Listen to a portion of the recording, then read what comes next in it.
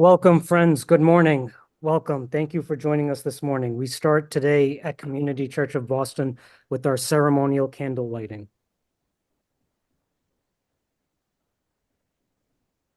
And the candle is lit, so here we go. Thank you again, friends, so much for joining us. I'm filling in this morning for Dean Stevens, who's in California. And our guest speaker today, Regis Tremblay, is joining us from Crimea. And our musical guest today, David Rovics, is joining us from Portland, Oregon. And later today, I'll be going to Canada. So here at Community Church of Boston, we're everywhere. I see people on the Zoom call right now who are in Maine and Rhode Island and other places I'm probably not familiar with. So thank you again so much to everyone who has joined us here in the auditorium and on Zoom and elsewhere on YouTube. So to start us off this morning, we have a very exciting program today. So to start us off, I'm going to pass the floor to our music guest today, David Rovics, to introduce his song today. David, welcome. Thank you for being here. Hey, Amar, great to be with you all and with people around the world. So one of the only things I like about the internet is how we can do these international gatherings so easily. Maybe there's a couple other good things about it. So these since October, I've been pretty much obsessively writing songs about the genocide in Gaza, and really haven't written about hardly anything else except for when Henry Kissinger died. I wrote a song about that, which is not a very appreciative song.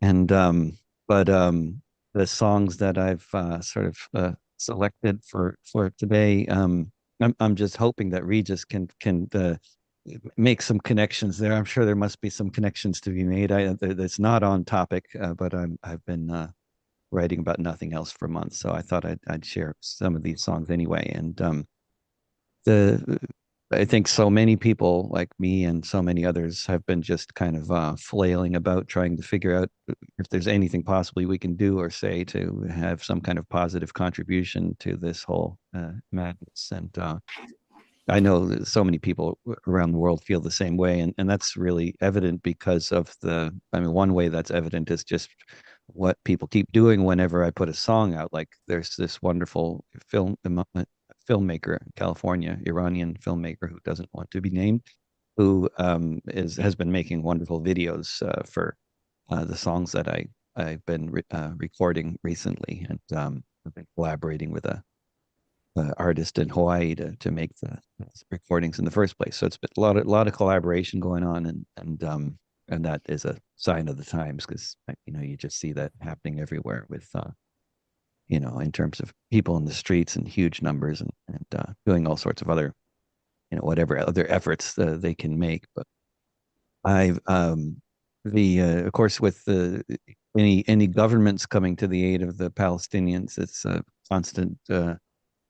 constant discouraging situation for the people in Palestine, who you often hear on the news, if they're being covered at all, saying things like the Arabs have abandoned us, and is one of the most common phrases that you'll hear coming out of people in Gaza. But this is not universally true, of course, and one of the most prominent examples of Arabs who have not abandoned the Palestinian cause is Ansar Allah, the Houthi army in Yemen, who have been doing, I think, really extremely impressive efforts to try to raise attention to the situation and to impact Israeli trade on the Red Sea. And so this song, this first song is called "Song for the Houthi Army," which our Iranian friend made a video for, which I believe is the one we're going to see here.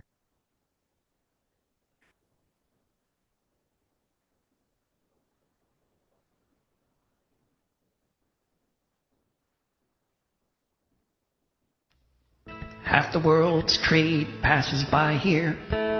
So much of it goes through Tel Aviv.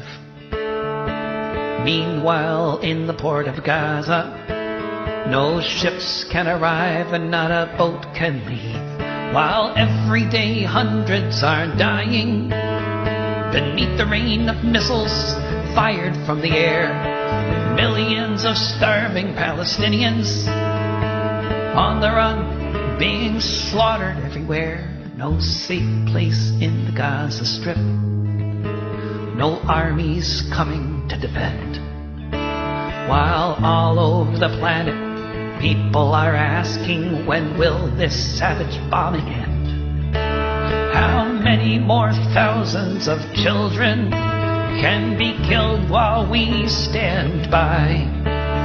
How can we just live our lives while we watch the babies die?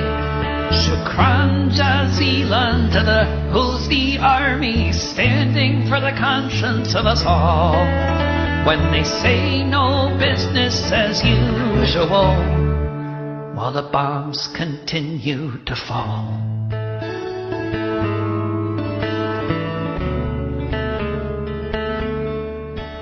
For a country that doesn't have an air force, they're painting black, red, green, and white on the helicopters that they use to board the ships to show their cause is right.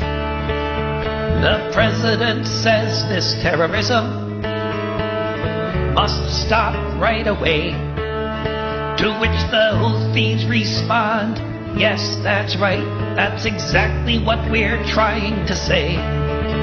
Shukran jazilan to the Houthi army, standing for the conscience of us all. When they say no business as usual, while the bombs continue to fall.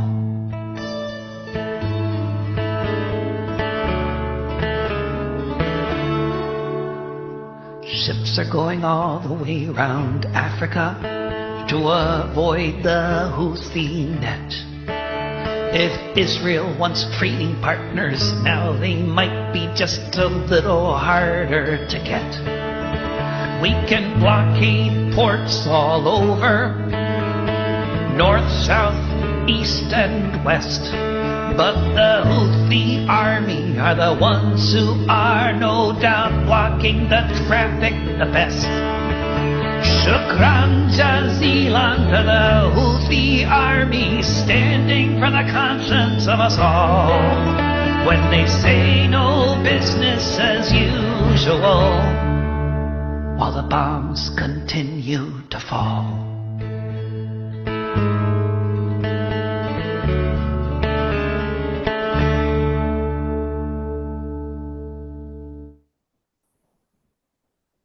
Wow. Wow, thank Yeah, you, and David. oh, thank you.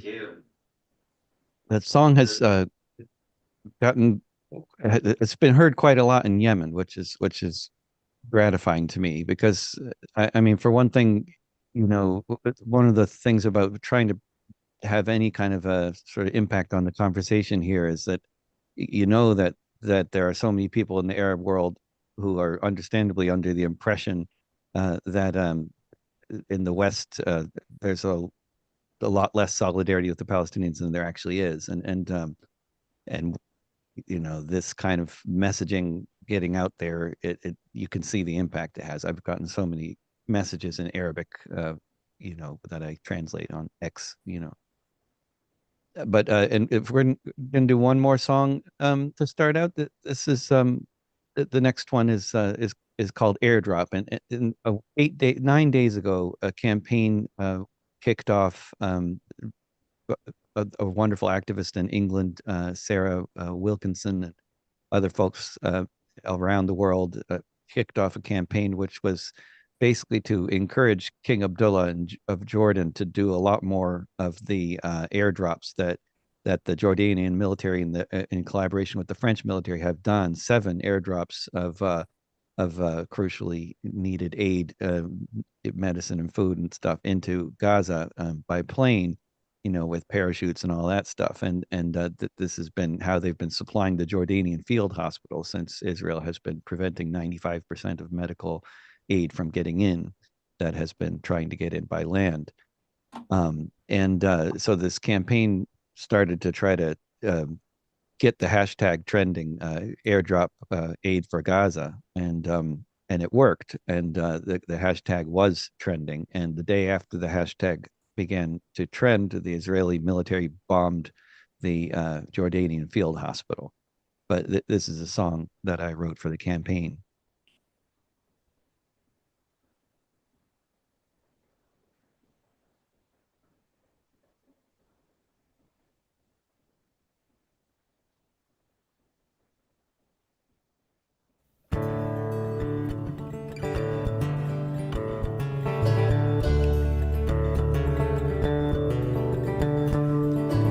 Blockade was imposed, no one could come or go, and in order to successfully throttle off the flow of food and fuel and what's needed to survive, to keep more than 2 million people alive, the authorities limited imports to just a few tons that would be allowed to pass through. To try to break the siege on the ground seemed impossible until the world heard the sound. Watch the aviators streaking through the sky to try to find out how much cargo they could fly.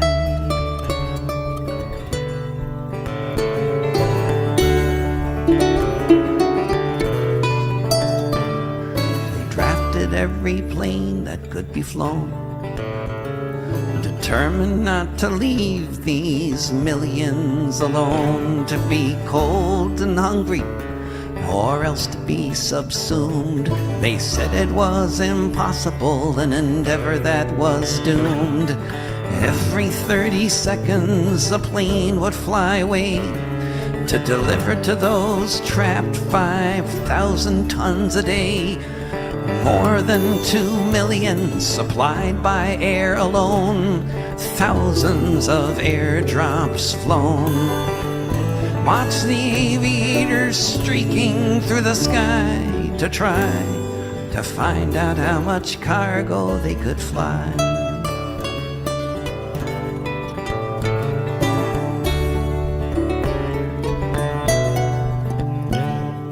Planes crashed as they do, 100 people died, but the flights kept coming, no way to put aside the needs of all these people to have something to eat, to have fuel and medicine and shoes upon their feet. It was in West Berlin way back when, and it could all be done again.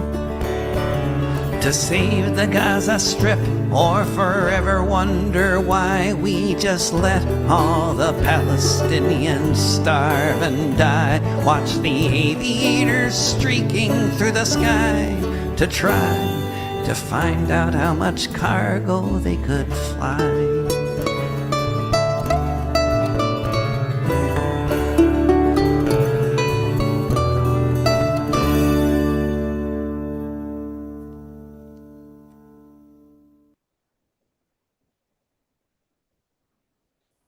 Wow, thank you, David. Thank you, Awesome. Thank you Regis. so much, David. Those are great. So thanks again, David, and thank you again, everyone, for joining us today. We'll hear another song from David later after our talk from Regis. So I'm not going to take up too much time. I'm very excited for today's program. We have Regis Tremblay joining us from Yalta in Crimea. So I'll just make a couple quick announcements, and then we'll introduce Regis and hear from him. It's very fascinating that when President John F. Kennedy was killed on November 22nd, 1963, a few months before that, he gave a speech at American University on June 10th of 1963. And his talk was remarkable. He announced he announced his intention to do a nuclear test ban treaty with the Soviet Union. He spoke at American University, and he encouraged the American people to look at the Soviet Union in a different way, to recognize them for their achievements, for their scientific achievements, for their history and their culture, to recognize them as people, to see them as we see ourselves. And by him doing that, that's what laid the foundation to do a nuclear test ban treaty between the United States and the Soviet Union at the height of the Cold War, when nobody thought it would, everyone was against it. But thanks to President Kennedy and his organizing with Norman Cousins and anti-nuclear activists, the Committee for Sane Nuclear Policy, they passed this treaty. The reason I bring this up, it's a couple of reasons. Number one, because that sort of sentiment is a similar sentiment to the reason we're so excited to hear from Regis today, because he's an American who went to Russia and he went to Crimea to see for himself and to observe and learn for himself. And he will report back to us today. So that's very exciting. The other reason I bring up that story about John Kennedy is because there's a group here called the JFK Peace Group. And on the 10th of every month, we screen John Kennedy's speech, and we have a different speaker to comment on it. On January 10th, Kathy Kelly spoke about his speech. And on February, instead of the 10th, we're actually doing it on February 19th, which is President's Day. So this is really exciting. On February 19th, President's Day, we're going to screen JFK's speech, and we're going to hear Dr. Helen Caldicott talk about it. And the person who's going to moderate the meeting and introduce Dr. Helen Caldicott is Hollywood actor Martin Sheen. So that's very exciting. And when I have a moment, I'll share the link for that in the chat. So if anyone's interested, they can join us. So that's one upcoming event we have on February 19th. Another event I'll mention, we have a bunch of great events. We have a newsletter and we have a website. So if anyone wants to join our email list, if you're not already on, you can put your email in the chat and we'll add you to our email list. So the last event I'll promote right now is on February 11th, I think. We'll have Trita Parsi speaking with us virtually. He's Iranian American, and he will talk about Gaza and Israel and Hezbollah and Ansar Allah, the Houthis, and Iran. So we're going to hear all about the Middle East and the risk of escalating war thanks to genocide Joe Biden on February 11th. So join us. So without further ado, I'm going to introduce our speaker today, Regis Tremblay. Regis joins us from Yalta, Crimea. The title of his talk today is Why Americans Hate Russia and Demonize President Putin, What Life is Really Like in Russia, Why I Came to Russia in 2016. Regis Tremblay is an American documentary filmmaker living in Yalta, Crimea of the Russian Federation since March of 2020. Regis went to Russia in 2016 to find out for himself what Russia and Russians were really like. He returned in 2018 and 2019 to discover and learn more. Since 2021, he has been the producer of the media campaign for the Friends of Crimea, Friends of Russia International Association. Regis writes, his purpose has been to counter the US narrative about all things Russian and President Putin. Regis Tremblay has produced more than 500 films and videos and podcasts, and some of them, I'll name some of them, including The Ghost of Jeju, 30 Seconds to Midnight, and Who Are These Russians and Why Do We Hate Them? So without further ado, Regis, welcome. Thank you so much for joining us. Wow. Hello, Boston. Hello, Portland, Oregon. Hello, world. It's a pleasure to be with you. I think I made a personal appearance at the Community Church of Boston maybe 11 years ago to show my film, The Ghost of Jeju. And that was arranged by my dear friend, I've got to give her a shout out, is Joan Livingston. And a big thanks to Dean Stevenson. Now, for those of you who are watching, a little bit more of my background is probably helpful. I was born and raised in Maine. I have the Boston Red Sox, the Boston Celtics, the Boston Bruins. It was the Boston Patriots initially, but the New England Patriots in my blood. I've been to Boston many times. I've been to Fenway Park many times. And I went to school not very far from Boston, up in Hamilton, Massachusetts. Now, what a lot of people may not know about me, I studied to be a priest in the Catholic Church with the Carmelite order. And I was ordained a priest in 1971. And I served actively in Arizona for 14 years. I taught high school, I taught theology. I worked in a parish. And I then later married. I've had a wonderful marriage for 23 years with 3 children. They're grown today. 2 of them have been in the U.S. Army. One of them is still in the Army. The older one has retired with a complete medical disability, a Green Beret. And I have a daughter who is living in Austin, Texas. Now, I'm really a little nervous about this presentation tonight because I don't know who all might be listening. And the reason I'm a little nervous is because of my position on Russia, my coming to live in Russia, and producing so many videos that many Americans call me a Putinista, an asset of the Kremlin, a Kremlin bot, and a traitor. So that's made me a little nervous. I don't know who's listening. Some of my family members have refused to talk to me and have rejected me, abandoned me. I can't tell you, there's several dozen friends who have abandoned me, condemned me.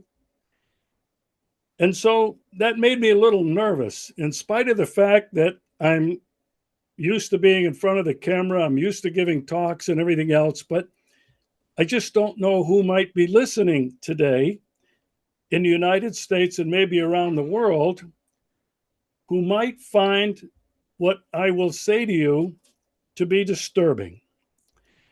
Now, a shout out to David Rovitz. Your songs were beautiful. What's happening in Israel and Gaza today has captured the attention of the world.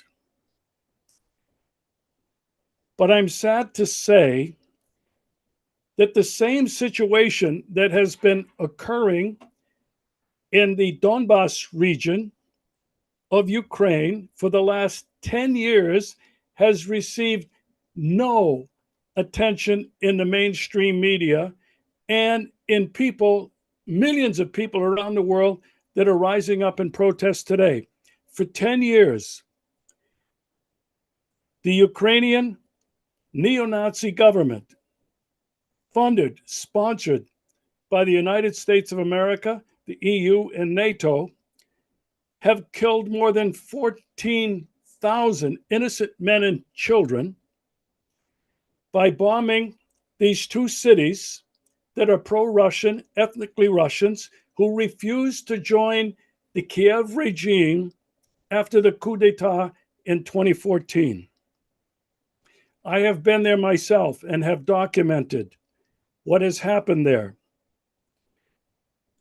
It bothers me that the rest of the world has not connected the 2 events. They are similar in that the goal and the intent of Kiev is genocide in the Donbas region. They fire indiscriminately thousands of rockets and missiles and cluster bombs on these 2 cities that have no military presence whatsoever of Russia. They're destroying civilian infrastructure. And I've documented this. And so I wanted to make that connection, as David mentioned, that these 2 conflicts indeed are related by more than just the genocide of innocent people. They are connected because the United States of America has been and is behind and is funding both of these conflicts.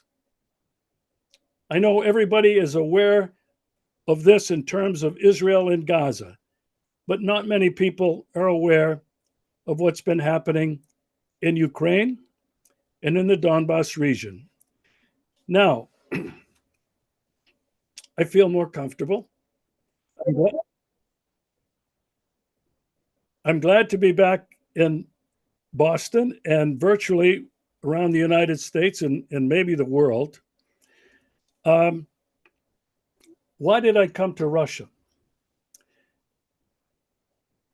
In 2011, I was invited to go to Jeju Island in South Korea. My expenses were partially funded by a peace group in San Francisco. I was to go there and make a short film about at that time, 7-year-long protest against the construction of a naval base in the tiny village of Kangjang to accommodate Obama's pivot to Asia.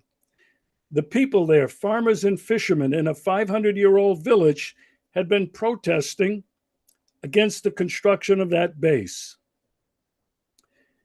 I went there expecting to do maybe a 10-minute short documentary video on this conflict. What I found out in 1 month on Jeju Island in 2011 made me cry. My first film, The Ghost of Jeju, has been seen, I don't know how many tens of thousands of times around the world. It's been translated into 7 languages, including Russian, and it just premiered here in Russia in November at the Sochi International Film Festival. What I discovered was the massacre of somewhere between 30 and 60,000 innocent peasants, villagers living on Jeju Island at the hands and under the command of the United States military. I was ashamed and angered. And I came home thinking, this is not about a 10-minute protest. This is about an atrocity that had been kept secret and classified until around the year 2000. The research I did led to a film that traced United States' quest for world domination, full spectrum domination, in their words, of the planet. This film has been extremely popular, was banned in the United States. I could not find an agent to have it screened. I had to travel the country 2 times to peace groups all around the country, showing it sometimes to 3 people, sometimes to 100, sometimes to 200 people. It was that film that changed my life. It woke me up to the lies that I had been told since childhood about the exceptionalism of the United States, about the pursuit of freedom and democracy around the world, about the beacon on the hill, a sign of the rest of the world of this new found democracy. And I came to realize it was all a lie. And because of that, in 2016, after traveling the country twice, I was invited to go to Odessa in the Ukraine on the 2nd anniversary of the massacre at the trade union hall that occurred and took the lives of anywhere between 50 and 100 people, and the criminals have still not been prosecuted. I was invited there as a journalist to provide protection for the mothers of those who died when they were conducting this memorial. I saw right-wing nationalists. I saw neo-Nazis with my own eyes. They threw rocks at our bus. But they did not do any further violent acts against the mothers and those of us who were gathered there. My eyes were opened again. I began to do research. The coup d'etat in 2014, 2 years prior, was orchestrated and funded by the United States of America, by Barack Obama's regime. Joe Biden was the vice president, embroiled up to his eyeballs in treason, in bribery. John McCain, Victoria Nuland, Jeffrey Pyatt, the then U.S. ambassador, all involved in this violent overthrow of a democratically elected president in 2014. From 2014 to 2024, the United States has been funding Ukraine to more than $160 billion, maybe more. And that is not counting what the Ukraine is spending. What the EU and NATO countries are spending. And they have conducted this war on the Donbass region. I realized then, when I came to Russia in 2016, at the invitation of a group who were inviting people like myself, journalists, to see Russia up close and personal. And at that time, I visited Moscow for 10 days. My hosts were a group of members of the Communist Party who treated me with open arms, with love, with compassion, with a desire to show me their country and to tell me about what their party stands for today. I was shocked because they destroyed everything I had come to believe about the Soviet Union and communist ideology and the desire to take over the world. Well, from Moscow, I went to St. Petersburg. And from St. Petersburg, I had to come to Crimea because I had to find out for myself the truth about Crimea returning to Russia in 2014 after the coup d'etat in Kiev.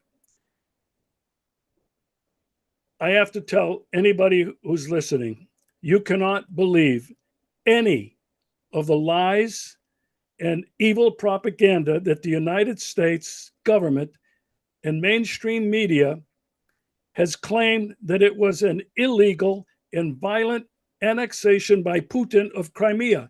It's totally false. I've documented this with interviews with journalists, with former military people, with university academics, with students. And they will all tell you that they willingly, overwhelmingly, some 97% who voted to return to Russia. Putin immediately accepted it. Crimea, for people who don't know, had been part of the Russian Empire since Catherine the Great in the 18th century, when she took it from the Ottoman Empire. And it was Khrushchev, Nikita Khrushchev, who deeded it to Ukraine. He didn't want any part of it. I think it was 1954, if I'm not mistaken. The people in Crimea are ethnically Russians. They wanted to return to Russia from the beginning. They wanted no part of it.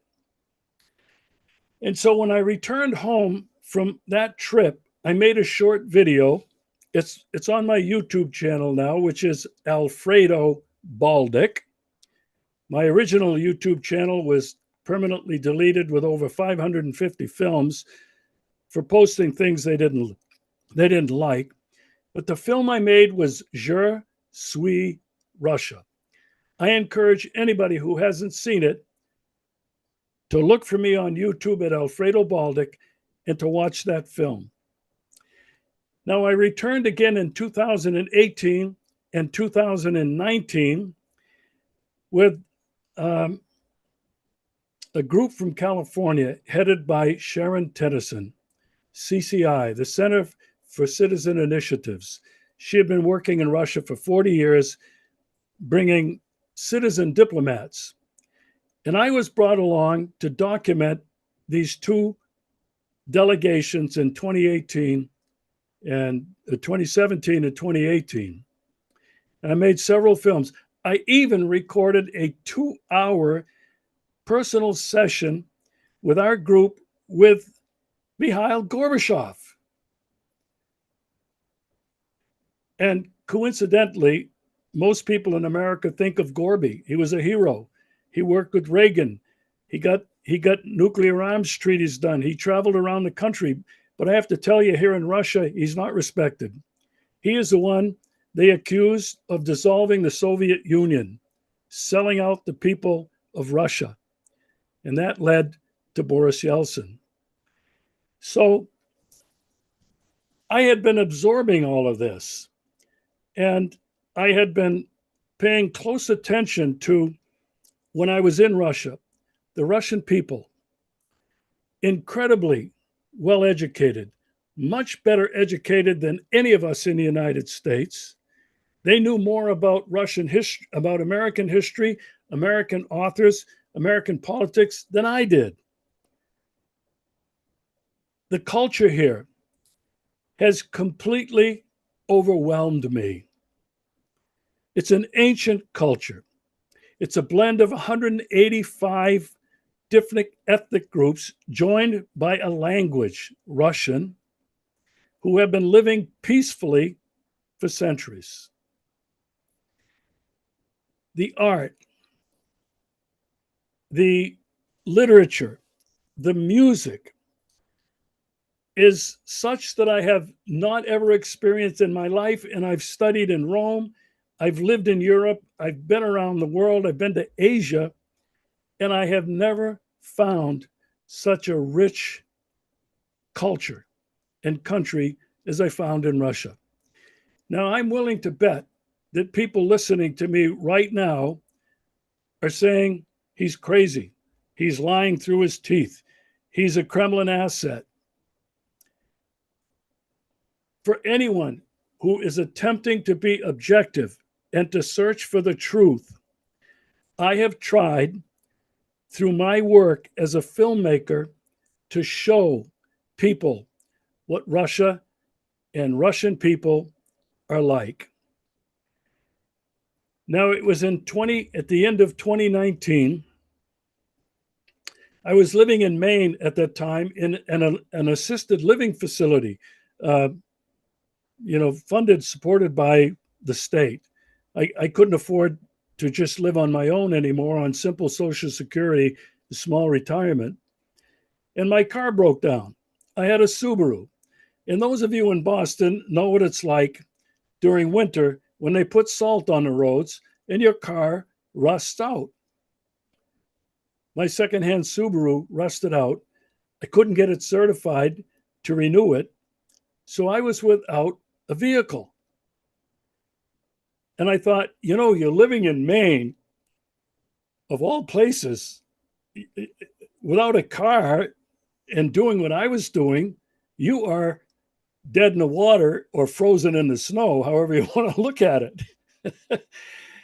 And so without a car and having fallen in love with Russia and done my due diligence, I knew on my Social Security retirement and 2 small pensions from short years in governments in Maine and Arizona that I could live frugally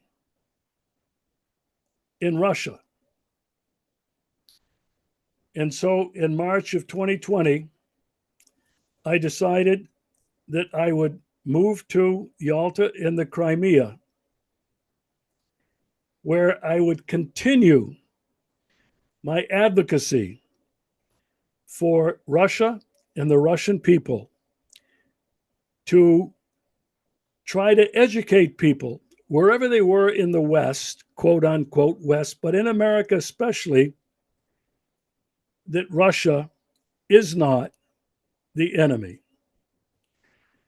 Now, I'm looking forward to answering questions when I finish with my next session, but I title this, Who Are These Russians and Why Do We Hate Them?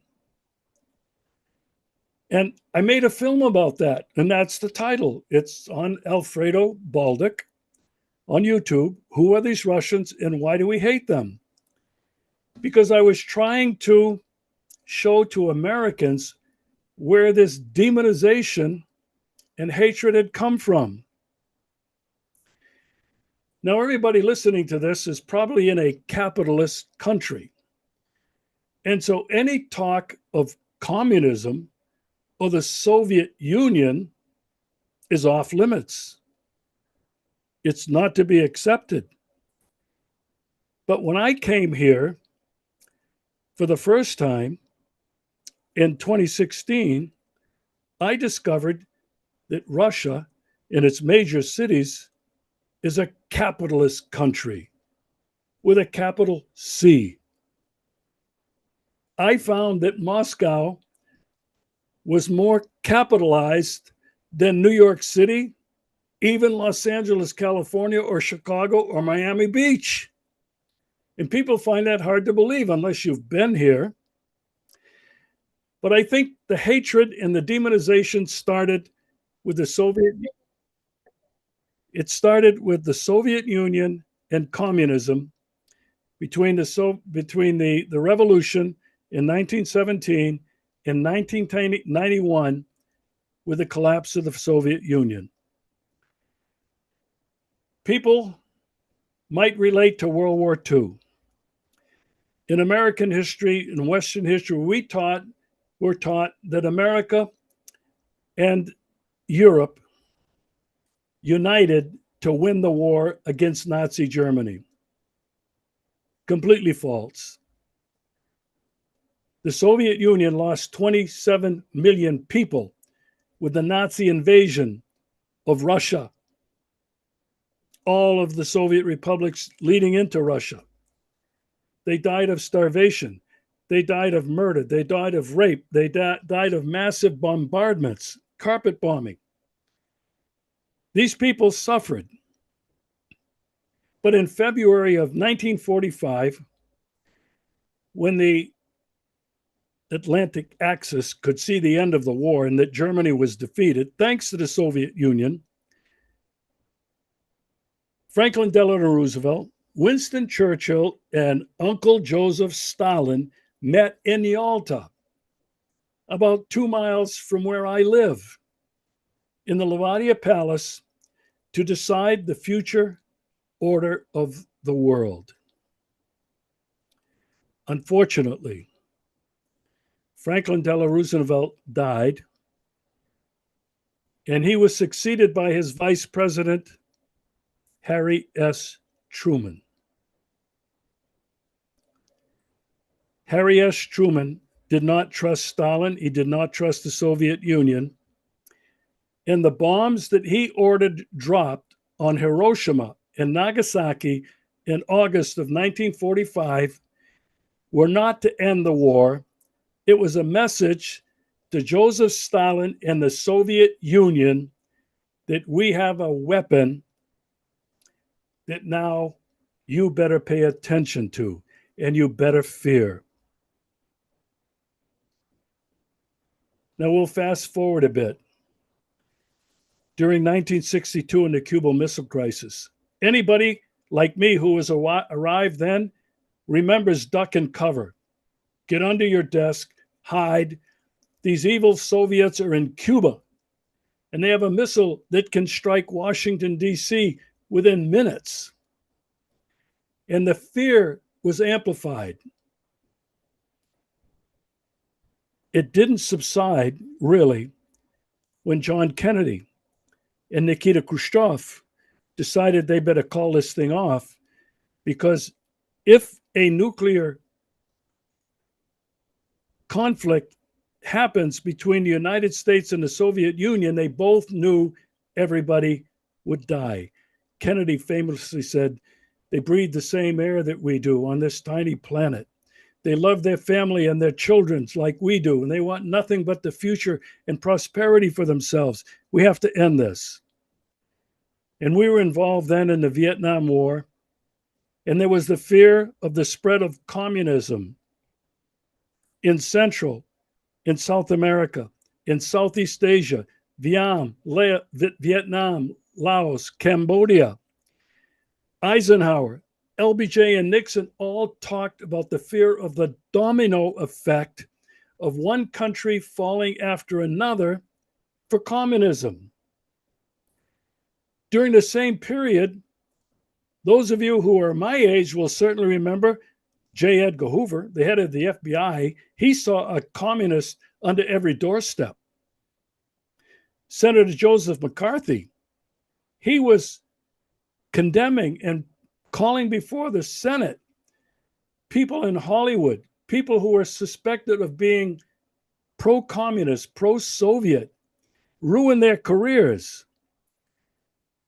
And the current CIA director at that time, William Casey, helped to create this mass hysteria. All of you will remember, I am sure, Ronald Reagan was the president from 1981 to 1985. His words in describing Russia, the Soviet Union at that time, as the Red Menace, the evil empire, the focus of evil in the world, a godless nation, and we entered into an arms race. Reagan's plan, his dream for Star Wars,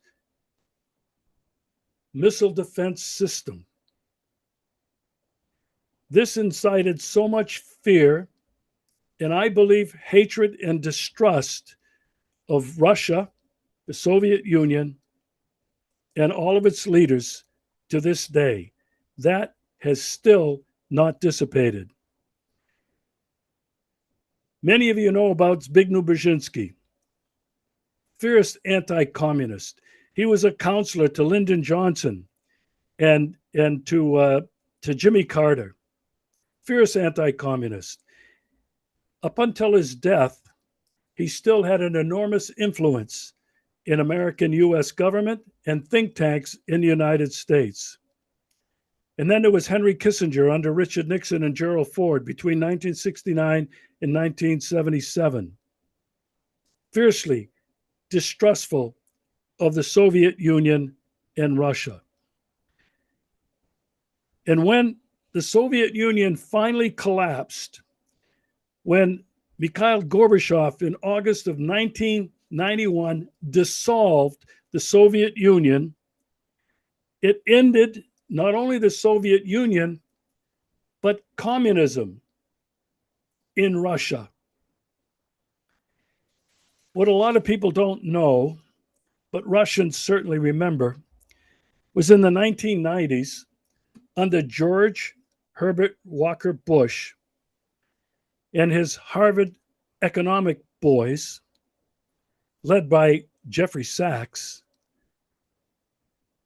they imposed their shock therapy on the Russian economy under Boris Yalta, who was by then a CIA asset, a puppet of the United States.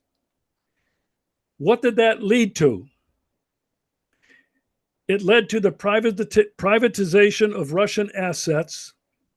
It created a class of oligarchs who still control Russia's major industries and banks. It led to the death of more than 1 million people from starvation, suicide, alcohol, and drug addiction. It led to extreme poverty. This was neoliberal austerity. We're going to show them that they have to reform. Widespread unemployment, the non-payment of wages and pensions. It led to food scarcities. There were bread lines all over Russia.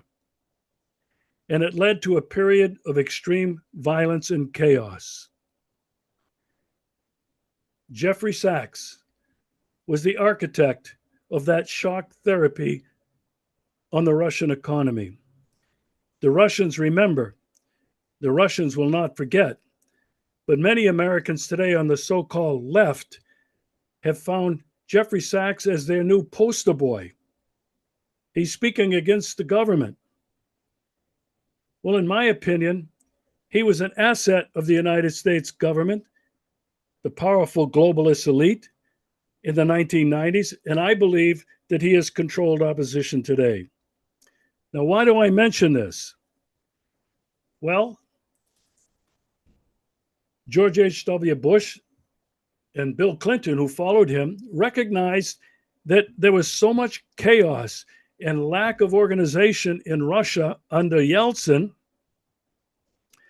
Yeltsin was forced to resign and to appoint an unknown, the head of the FSB, the successor of the KGB, Vladimir Putin. They thought they could control Putin. He had proven himself as a good, effective, organized manager. But little did they know that Vladimir Putin led a faction of traditional, conservative, patriotic Russians who wanted to save their country. That was in the year 2000. My friends, in the last 23 years,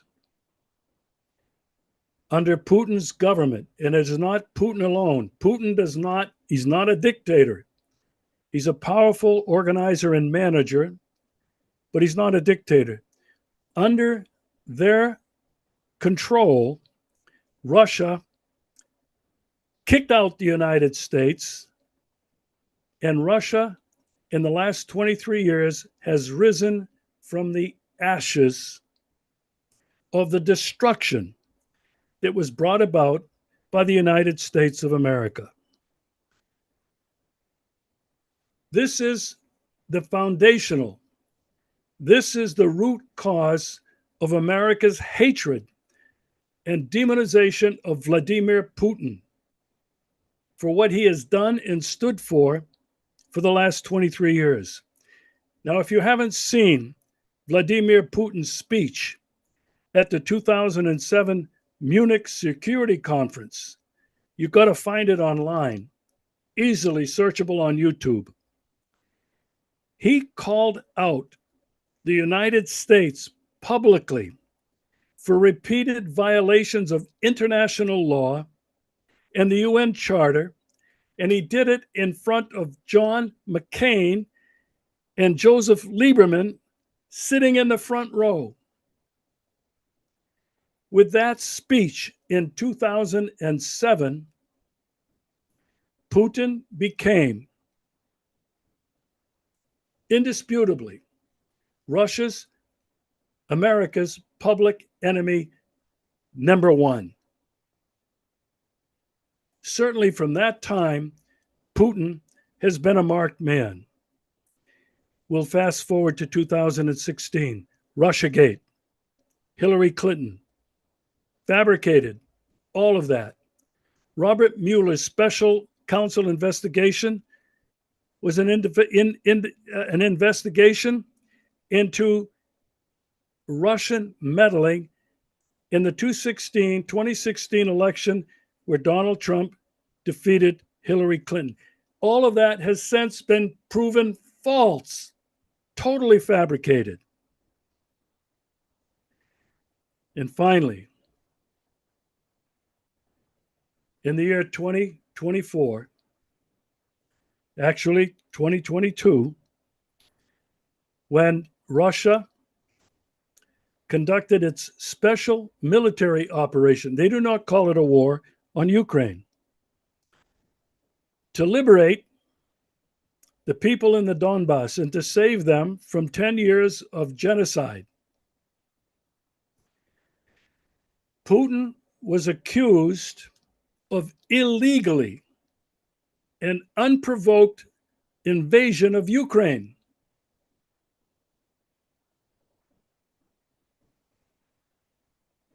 The American public has been fed all of these lies for my entire life.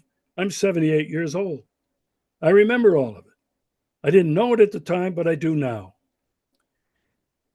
Now I have to tell you this, and I'll finish on this note.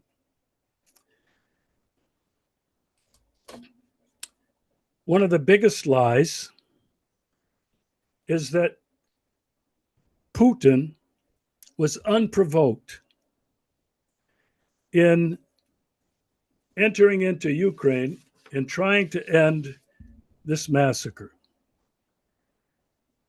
I'm giving you a brief history lesson now, and then we'll stop and we'll have a conversation, I hope.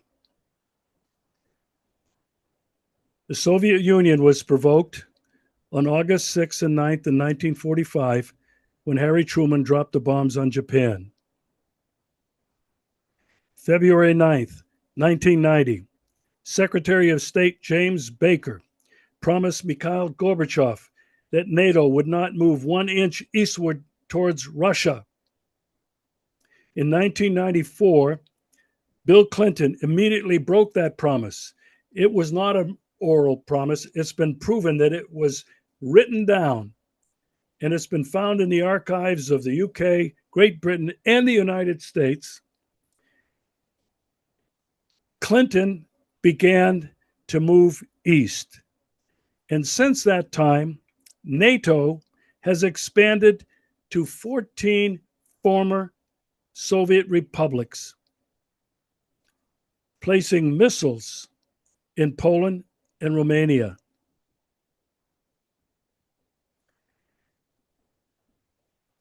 Ever since that time, the United States and NATO have been conducting annual military exercises, wargaming an attack on Russia, all along Russia's border.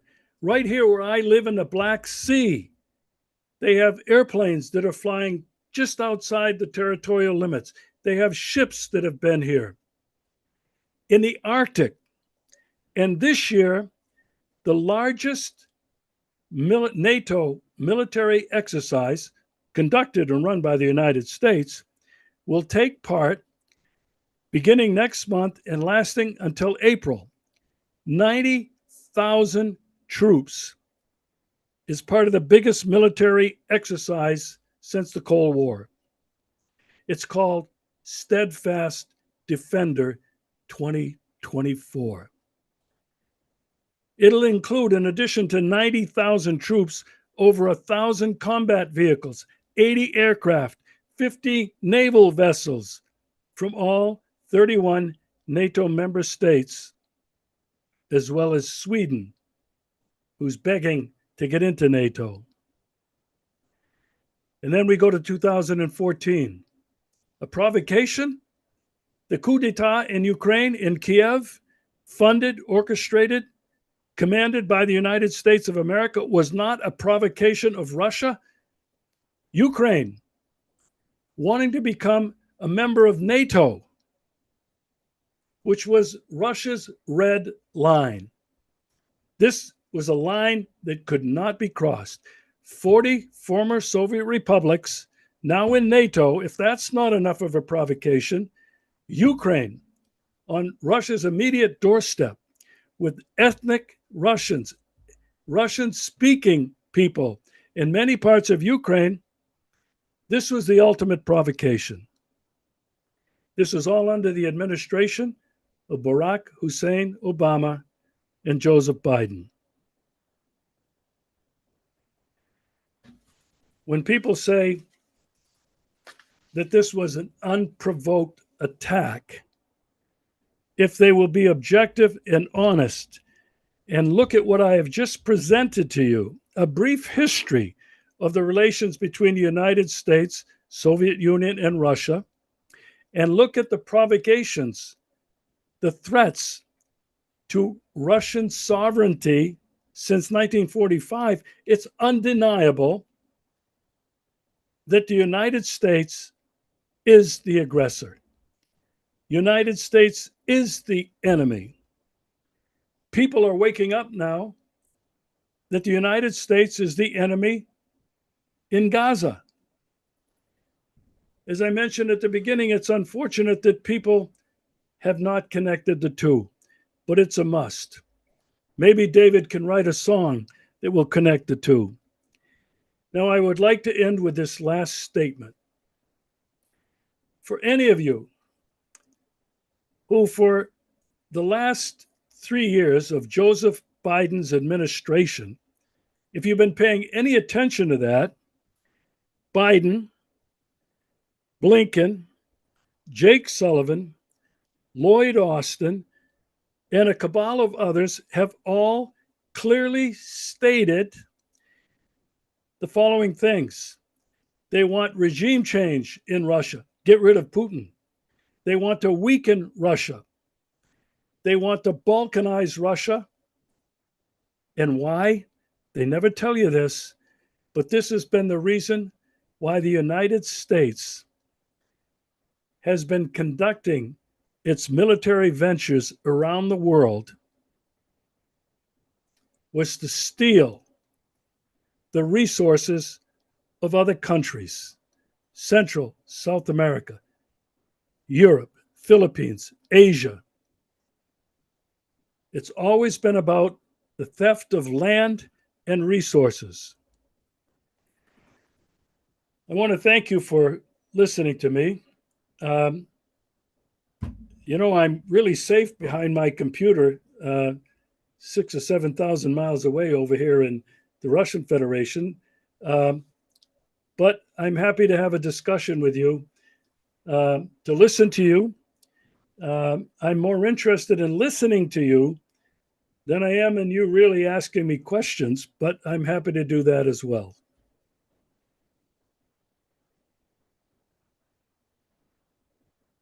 Oh, thank you. We've had a little bit of an unusual situation that we've lost power at Community Church, so Amar is no longer on the program.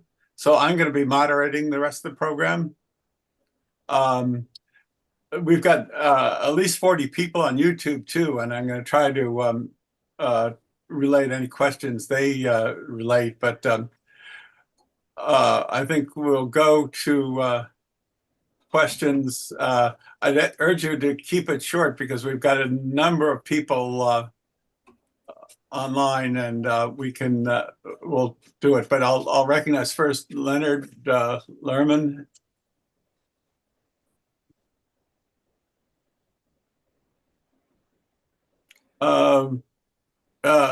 You're muted, Leonard. You're muted.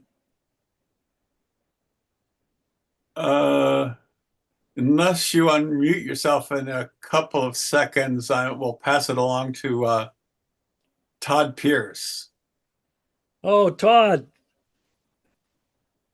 You've got to unmute yourself, Todd.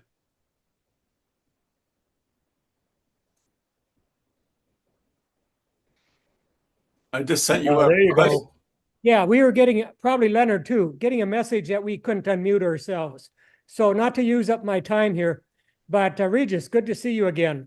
Yes, absolutely. 18 on that trip to Russia. I only want to add here, and I've done a lot of research on this too, that as much as, and not as a defense of the Democrats in any way, but if you go back and look at US conservative politics, and there's what I'll call a cognitive operation right now going on in some channels on behalf of Trump, that Republicans are always the party of peace. And anybody that grew up in the Cold War knew that if you were a national security conservative, you went to the Republican Party. They were the hawks, against the McGovern wing of the Democrats. And that began to change, of course, in the 1990s with the election of Clinton, explicitly to go against the McGovernism. But here's a point I want to make. In 1995, the Republicans' contract on America, for America, they characterize it, was we're the first ones publicly to be calling politically for expansion of NATO against the Soviet Union under Gingrich and other right-wing Republicans. Since 2001, as you know, it was Cheney and Bush who began pulling out of nuclear arms agreements, et cetera, and began pushing up against the Soviet Union and a whole lot of other crimes. The point I want to make here, and anybody who's interested more, I'm going to start writing more, and right now I just doing an email list. But people who are right now behind what's called national conservatism, that's the Trumpist, DeSantisite, coalition, promoting the theory that they're against the wars, which is an absolute lie. Peter Thiel, Cambridge Analytica, and these other groups are extremely anti-Russian. And when oligarchs like Sheldon Adelson and Charles Cook and Peter Thiel realized they couldn't win an election for a Republican again in 2016, they invented a new script that we're against the wars, when in fact, the people funding it, Cambridge Analytica, and I'll post a couple links in here if I have time, we're fabricating a lie that these guys, the Republicans, were the party of peace and not the, but as John Mearsheimer has pointed out, and I'll end this here, it was under Trump that, and I followed this myself, under reading military news as I'm a retired military officer, that it was under Trump that began the encirclement of Russia, beginning both in Northern Europe, but also of China in Asia and of Russia necessarily, because they share the same border, and also against Iran. So my point being is, let's not fall for the dichotomy, false dichotomy that Democrat, Republican, one way we get peace, peacenik, right-wing peaceniks has even been invented by one group of people to describe Trump and DeSantis in that wing. And it's a lie. It's a lie. So I'll post a couple things here, and I'll stop here because let other people talk. But I just wanted to bring that out a little bit. So good to see you, Regis. Yeah, And, thank you, Todd. Thank you, Todd. I miss you. We got to get back in touch. yeah. So look forward to talking to you again. So do you want to comment any more on that, or I'll go to the next question? No, I completely agree with him. There's nothing more for me to say. Okay, I'll ask Leonard to unmute. I don't know what's going on with this. Leonard is wanting to talk, but he's muted. I just sent him a request to unmute. If you respond to it, I'll let him on. Meanwhile, anybody else want to raise their hand? Unfortunately, we're not hearing them. John Berkowitz is there, but he's muted as well. Is he raising his hand? I can't see everybody. Yeah. If you can raise your hand, it makes it much easier for me to find you. Use the raise hand function on Zoom, or there's two screens worth of people here, so I can't see everybody. There's a bunch of hands that are going up, but okay. They're all muted. Okay. I'll recognize Dennis next and ask him. I can send them a request to unmute, and apparently, if you respond to that request, you can unmute yourself. I don't know. This is okay. Dennis, do you see a request to unmute?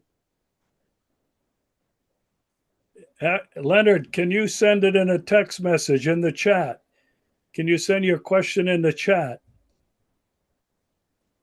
Okay. Dennis isn't responding. I only see one other. Alvin Forster. Okay. Alvin, can you unmute and ask a question?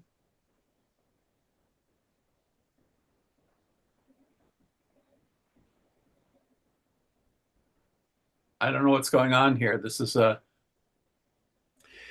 let me jump in, and if these gentlemen can figure out how to unmute, or for you to unmute them, we'll do it. One of the things people have been asking me is, what is life like in Russia, in Crimea? I have to tell people honestly, life here is nothing like what you've been told. Russia is a hybrid capitalist country, similar to China, but not the same. they love their automobiles. They love their possessions. They drive around in these nice automobiles. They buy nice clothes. I don't pay much attention to that, really. I've tried to immerse myself in everyday Russia. Now, here in Crimea, we rarely use a supermarket. But I have to tell you, I was just there today. I needed to buy something. The shelves are full. And that's everywhere you go in Russia. There's no scarcity of food. Yes, inflation is here, but I think it's only around 6 or 7% right now. The Russian economy is stable. In spite of the sanctions, Russia has prospered. The people here, their quality of life has improved. Russia has been forced to reindustrialize. Its agricultural center has become one of the largest producers of wheat and grain and fertilizers in the world. Regis, I've just been unmuted, finally. I've been All trying. right, just a second. Let me finish this thought, Leonard. Sure, thank you. And I have to tell you, there is no political chaos, drama, strife, conflict anywhere in Russia. This is a peaceful country. They are just like you and me. They want nothing but peace, justice, happiness, prosperity, and a future for their children. I have been so impressed with living here. My life has been enriched. I honestly feel like years have been taken off my life, and I have more energy now than I've ever had. So life in Russia is very calm, very peaceful, and very normal. Leonard, go ahead. Thank you, Regis. It's a pleasure to hear so many wonderful things said about Russian culture. I grew up with Russian culture. My mother was Russian, and she and I translated Dargmishki's Rusalka. We did the first English language production of it in her memory at Queen's College in 2015. In 2016, I made 2 trips to Russia. I was invited to do a concert at the Scriabin Museum in Moscow, and one of the commissars said, no, he's from America. They're our enemies. They have raket, and then my colleague said, no. Leonard Lerman and his mother are kulturные водители, and they translated that as Russian, as carriers of Russian culture. And I said, well, carrier is usually used for disease, but that's fine. But we were carriers of Russian culture. And so we were admitted, and we had a wonderful time, and it was a terrific experience. But I have to tell you that much as I love Russia and Russian culture, my mother was a Soviet citizen until D-Day, and she married my father 12 days after. There are so many terrible things that one learns later about Stalin, and that one hears about Putin. And in particular, yes, I agree with you. The invasion of Ukraine was not unprovoked. That's very important to realize. It was not unprovoked, but that doesn't make it right. And the invasion itself is really has been condemned by so much of the world correctly. And we cannot excuse it. I mean, we can understand it. We can say, yes, it was unprovoked, but it's still wrong. Just as the invasion of Israel by people in Gaza was not unprovoked, but it's still wrong. What they did was wrong. The reaction is out of proportion, no doubt, but we cannot defend what these 2 aggressors did, and I'm talking about Putin and Hamas. So you can comment on that. Thank you. I'll comment on the first part of it. People always talk about the atrocities committed during the Soviet era under Stalin. And my response to that is I'm very well aware of it. I've heard it from people here who talk about their families, their ancestors who went to the gulags, who didn't survive. But the thing that I try to impress upon people, since the year 2000, modern day Russia is nothing like the Soviet era. Russia is not communist. Russia does not have the workers' ideology of taking over the world and have a one world government. That you will not find that anywhere in the public discourse or official documents of the Russian Federation. On the topic of war, Leonard, I'm sure you and I both agree that no war is a just war. War is evil. It's been with us since time immemorial. And I know that it's your hope and my hope that we can emerge from this era, this epoch, and move into a world that respects international law, the sovereignty of all people, and cooperation rather than conflict. Thanks for that, Leonard. I'm happy to meet you. I see Alvin. Charlie, can you see that Alvin has got his hand up and I think he can talk. Yes, I had to mute him temporarily because we're getting some noise from his microphone. But if you can unmute yourself and ask a question now. Okay, I'm unmuted. I'm just curious about trips to Russia. Do you know of any traveling groups to Russia? It's not a good time to do that, Alvin. I have been with the Center for Citizen Initiatives on 2 of their citizen diplomacy trips. It's very difficult now to get a visa. It can take a long time because the United States has closed down and shuttered many or most of the Russian embassies and consulates. The same thing has happened here in retribution here in Russia. But the cost of coming here today is twice as much, maybe more of what it was before the conflict in the Ukraine and the sanctions. When you get here, if you get here, because of the sanctions, your credit card will not work. So you have to bring cash.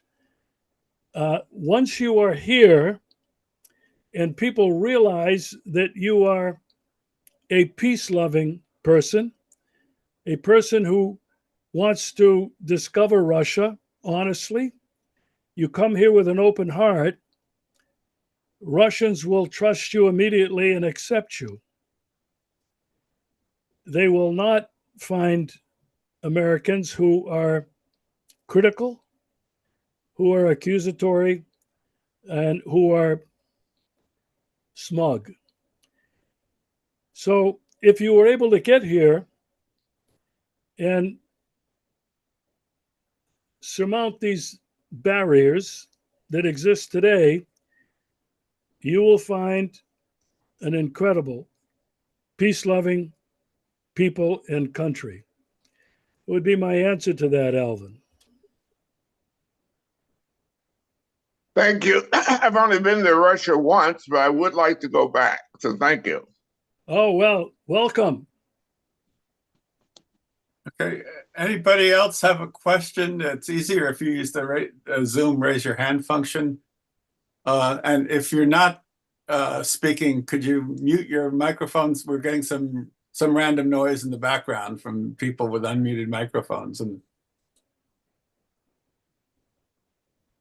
I don't see anybody. I'll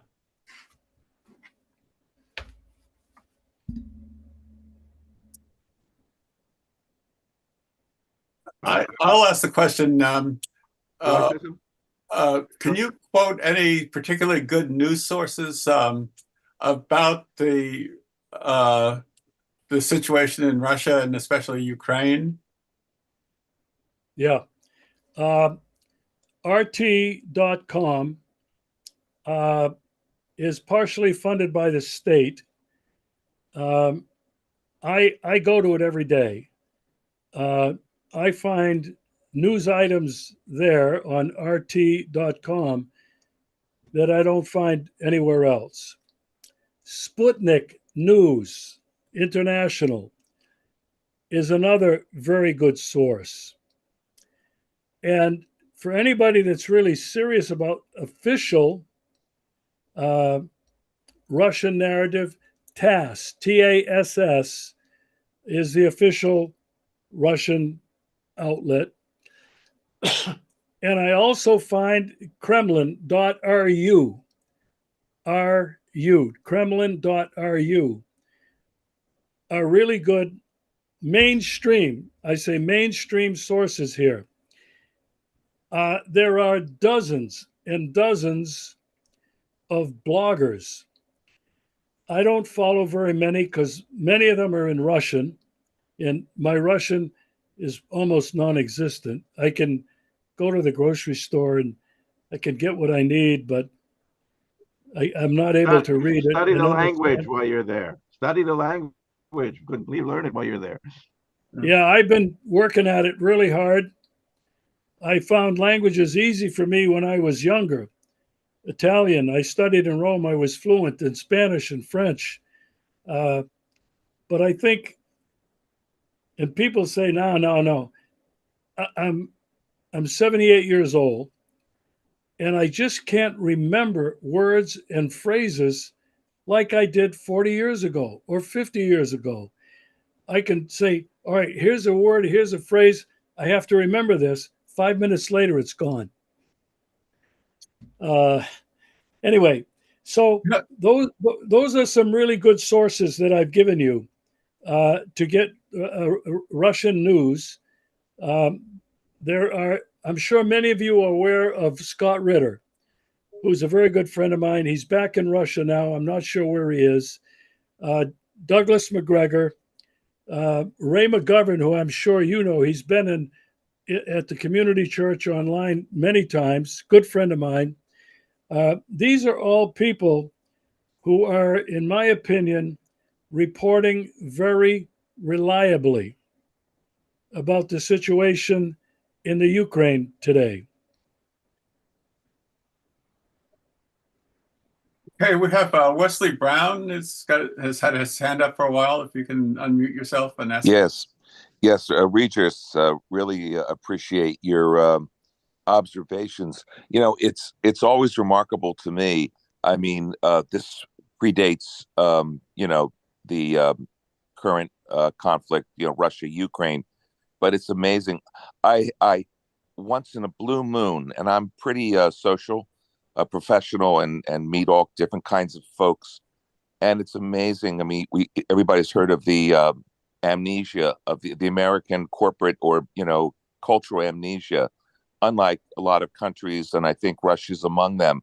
I mean, I rarely meet a person that remembers, as you were outlining, things that happened back in 1980s and 1990s and the aughts, about how Russia was manipulated. And the phrase I use is the U.S.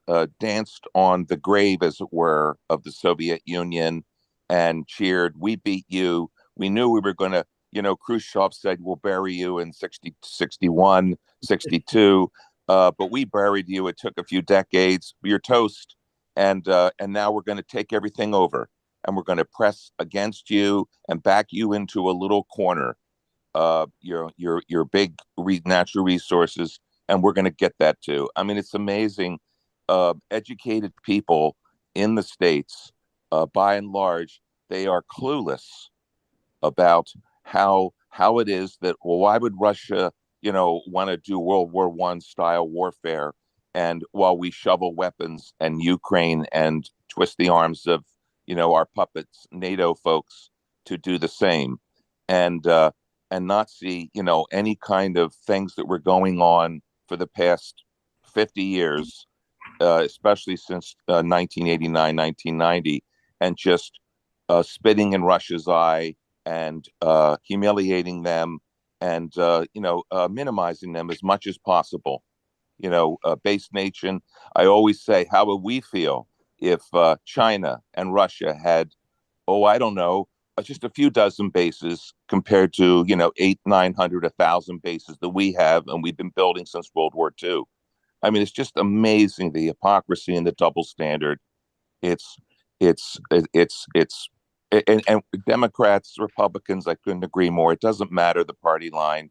There's so much ignorance and willful blindness, and just stick your head in the sand. And the Russians are the bad guys because it was Joe Stalin, right? And we're glad that they lost 30 million people compared to our 150,000. Let them bleed. Let them bleed now, and more for us, less for them. Pushing them in a box for the past 100 years. Yeah, thanks for your comments, Wesley. I will just add this to what you just said. In terms of President Putin and his popularity, when I first came here in 2019, that was before the war, special operation in Ukraine, his approval rating was in the 60th percentile, 60 plus 60. Since the special military operation in February of 2022, he is now in the 80th percentile. Putin is extremely popular. The country is backing him. Now, I will also like to add this, Wesley. People in America do not get to hear and listen to President Putin. If he should say something, it will be twisted.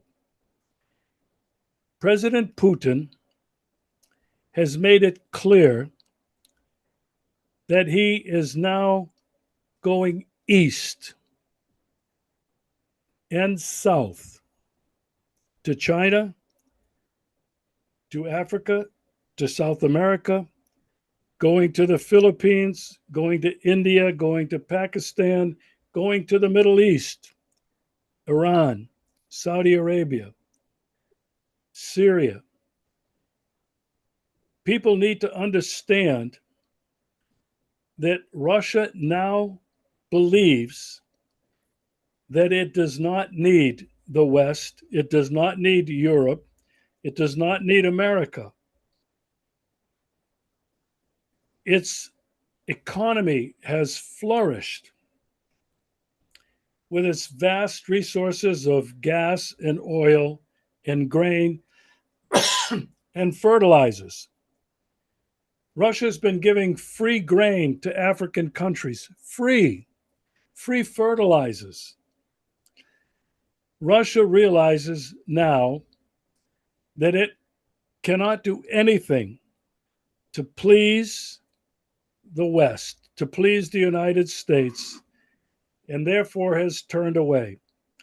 I will add this because I think some of you may be aware of it, but the BRICS movement, Brazil, Russia, India, China, South Africa, now another 14 to 20 countries want to join. This is a movement away from Western hegemony.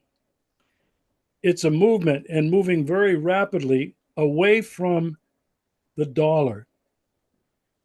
If you can read anything from outside the United States, China and Russia and India and African countries are moving so quickly to de-dollarize, to trade in their own currencies. And I'm afraid that people in the West and America have no idea what this is going to do to their economy, to their lifestyle, and to their comfort zones. You will not read this in your Western media, your mainstream media. But this is what's happening on a geopolitical level, and it is titanic in what is happening. I'd like to, I don't know if we're ready to finish, but I'd like to leave on a positive note. I see this BRICS movement, which is expanding very quickly. It's a move away from American and Western hegemony and domination towards a world that respects the sovereignty of all countries, respects the value and resources of all countries, respects the strict observance of international law and the UN Charter. And all of these countries, very different in their cultures, their religions, their history, but realizing the current world order has not served them and their people well. And they are looking now to create a better world, a world where people can feel free and valued, and where development helps all countries. Like a rising tide raises all boats. Prosperity of this planet is not to be dominated and possessed by the United States of America or by the colonial European countries. The value and prosperity of this planet is for all of us. And I find hope in this movement. I don't know if I'll live long enough to see it come to fruition, but I believe that we are in the beginning of a move, tectonic move to a new world order. John Breasted had his hand raised for a while. Do you want to ask a question? And if you're getting tired, this will be the last question. Yes, I do. Can you hear me okay? Yes. Okay.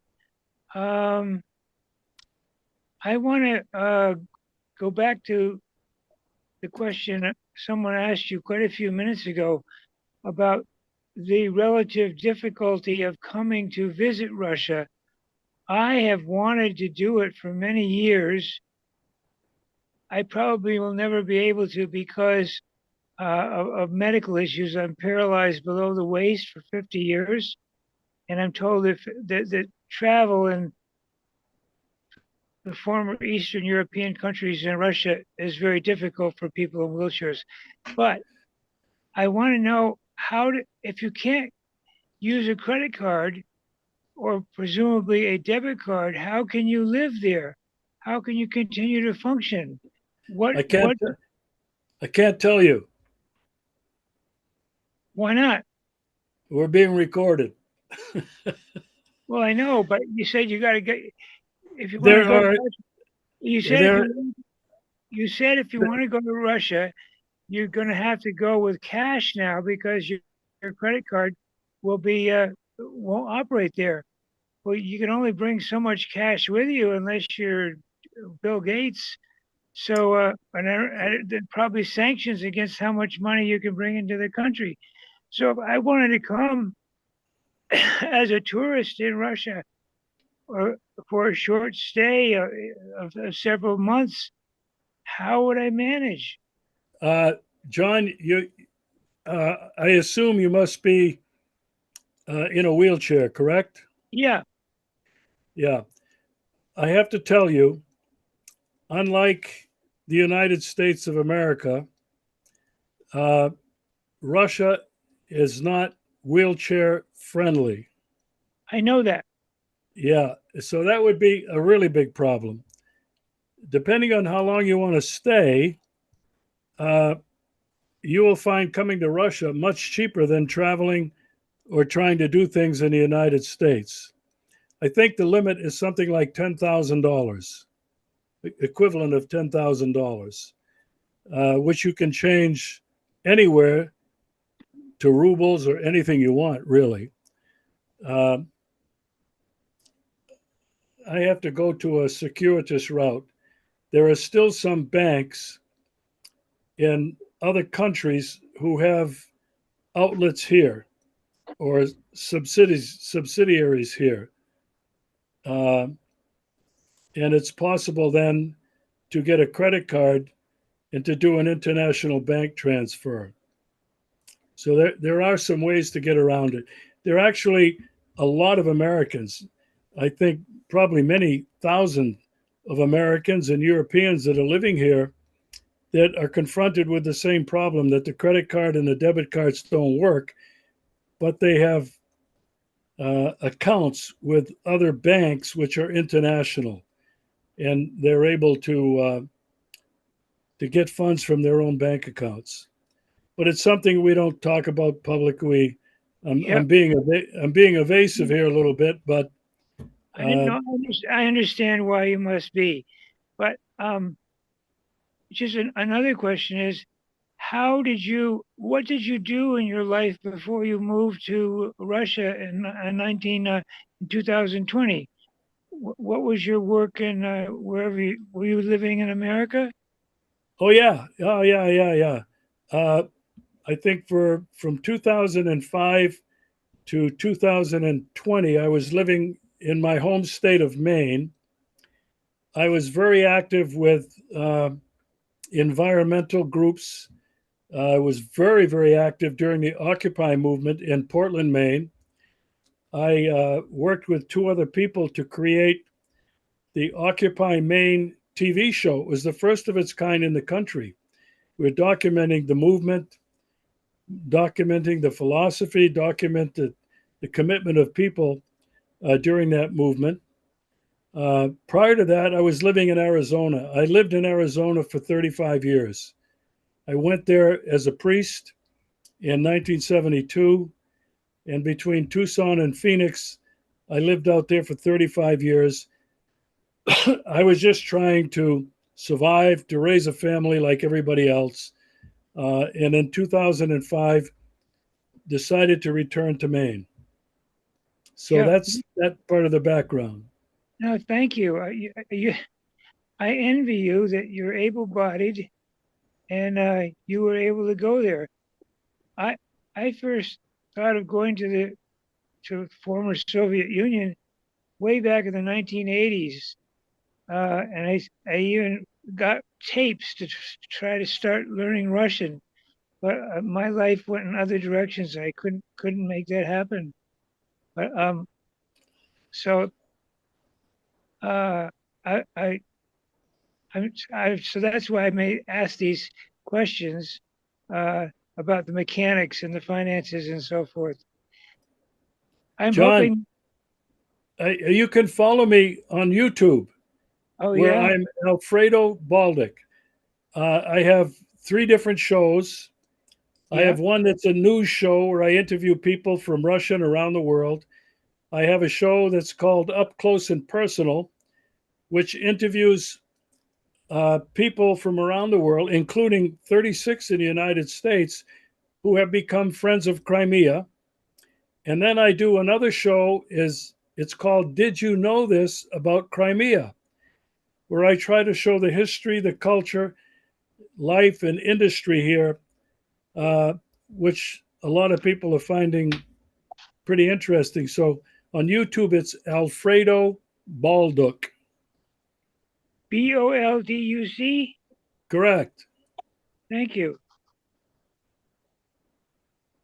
We've Deborah. got one more question from Deborah. Can you just a second? I'll ask you. You're muted. You're muted. There you go. Yes. And it's been very nice, Regis, to hear another part of the story. We do not get that. We do not get to hear from folks like you. And I'm sorry, this question is a bit of a downer. How I know that in war and conflict, there's terrible things done on both sides, but I think in America, people get the idea about Russians when they see like the torture, rape, burning. I mean, the devastation that has happened in Ukraine, just like Israel is doing to Gaza. So I just wanted to get your honest opinion. We're getting a lot of that. We've not heard about like the bombing in Donbass and all that, the average American. So how do we process? I mean, people are people, and war does horrible things to, people's minds and stuff, but that's a concern that Americans have about Russians. seeing the constant situation. They feel the war of Ukrainians. How do you? What's your opinion? Well, Deborah, let me say this. Everything, capital letters, underlined, bold, everything you read in your mainstream media, including the National Catholic Reporter, and everything you hear coming from your government are lies. If you look at what they're saying and you figure out, twist it 180 degrees, you will find the truth. Now, I have been to Ukraine. I've been to the Donbass. I have not been in the war zone, but I get daily reports from friends, Russians, speak English, who go to the war zone. They're bloggers, they're war reporters. And what they will tell you, that Russia has avoided bombing civilian infrastructure. They have bombed electrical power lines as an attempt to cripple the Ukrainian army so they can't have power. They can't communicate. The fact that it's not a fact. What they're saying that Russia is raping women and taking children and putting them into captivity in Russia, it is bullshit. I'm telling you, this is flat out lies. I have been to the Donbass. There are who knows how many tens of thousands of Ukrainians who have fled there. I just read today that, and a reliable source who just returned from Ukraine has lost 1 million men fighting. 1 million. Imagine how many more have been wounded. They've lost a generation or more because of this war. And it's not because of Russian bombing. It's because they're sent to the front. They're taken right off the streets, put in a uniform, given a gun, not enough ammunition, no training, and they're sent in the meat grinder, as they call it. I have met people right here in Yalta in the last few months who are refugees from Ukraine. And they will tell you that it is not Russia that is killing citizens, innocent citizens, children, men and women. It is also the Ukrainian government. You may not want to believe this, but these neo-Nazi battalions, and there are several, they are Nazis, okay? When their troops try to surrender or flee, they shoot him in the back of the head. You're talking an evil here, just like World War II, Hitler and Nazism. It was an evil that the world fought and thought they stopped. It's still alive. How can the Nazis be following Zemlinsky, who is a Jew? I missed that. The head of the Kiev government is Jewish. How can the Nazis be following him? Yeah, exactly. That's what you'll hear in the United States. Zelensky's a Jew. Hey, he must be okay. I have to tell you this. Zelensky is in real trouble. And even if you read your New York Times, your Washington Post, your Economist, or whatever you're reading, financial news, you will see the narrative about the success of this war in Ukraine has changed dramatically. The United States has said, we don't have any more money to give you. In fact, the Republicans have tied it up in Congress. NATO has bled itself dry. Ukraine right now is ready to collapse. It's ready to, it needs these billions of dollars from the United States to pay the salaries of government workers and pensioners. So it's the United States that has really caused all of this killing and destruction that's taken place since 2014 in Ukraine. It's not Russia. Russia, if you could even read the official statements of Putin, Secretary of State Lavrov, any of the members of parliament, they will tell you that Russia considers the people in Ukraine brothers and sisters. They're Slavs. They've lived together for centuries. And Russia has shown extreme patience in not retaliating with the full force that Russia's capable of. You just need to listen to Douglas McGregor and Scott Ritter, the two Americans. They will make that very clear. And so I can tell you, as somebody who's met refugees from Ukraine, from the Donbass, here in Yalta, the story you hear from them is the exact opposite of what you're hearing in the United States of America. I get passionate about that. I can only hope and pray that it stops, because the killing is no good for anybody. Ukraine, Deborah, imagine this. If Ukraine has lost 1 million men dead, killed in action, and God knows how many others wounded, Deborah, millions of Ukrainians have fled to Europe and other countries, including Russia. Several million have come to Russia to get out of there. What future does Ukraine have?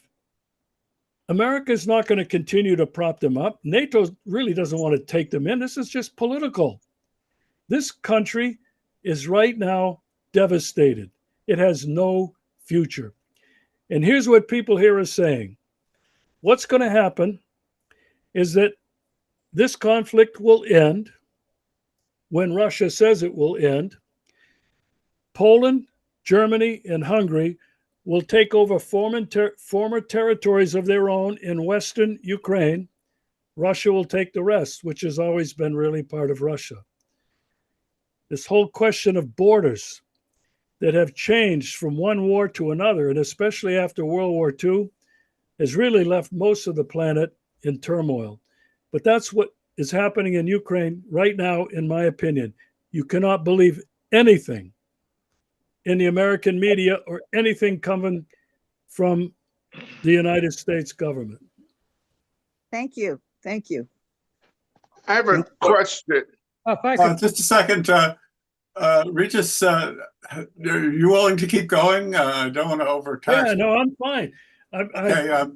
Just to let you know, we have over 50 people on YouTube here. Todd Pierce has had his hand up the longest, so I put a number of links in the chat on cognitive warfare, but I want to make the point, as a Guantanamo defense attorney, I had to study fascism quite close because I saw it face to face in Guantanamo by the United States government.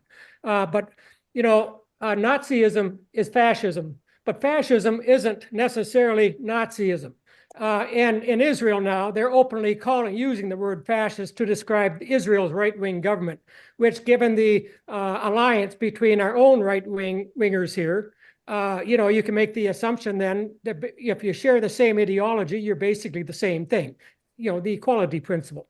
So the fact that Zelensky is Jewish doesn't mean he can't support fascists in Ukraine any more than the Jewish Israelis in Israel can't be fascists, which they are and openly are, as more and more people are calling them, recognizing in Israel.